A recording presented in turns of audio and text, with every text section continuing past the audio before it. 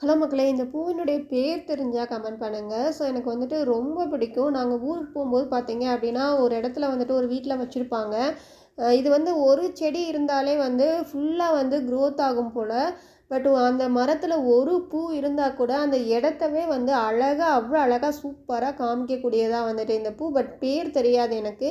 இந்த கலரும் பார்த்தீங்க அப்டின்னா, அவ்ளோ அட்ராக்டிவா இருக்கும்.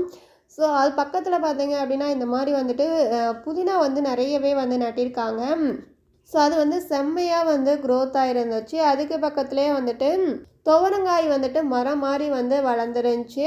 ஸோ இந்த பூ தான் வந்துட்டு இருக்கிறதுலே ரொம்ப வந்து அட்ராக்டிவா இருந்துச்சுங்க. அதில வந்துட்டு மரத்தில நெறைய இருந்துச்சு. என்னால ஒண்ணு தான் வந்து பிடுங்க முடிஞ்சுச்சு. தூரமா இருந்து பார்க்கும்பொழுது எல்லாம் பக்கத்தில இருக்கிற மாரி இருந்துச்சு. பக்கத்தில போனா வந்துட்டு ஒண்ணுக்கு மேல பிடுங்க முடியல. ஏன்னா எல்லாம் ஹைட்ல இருந்துச்சு.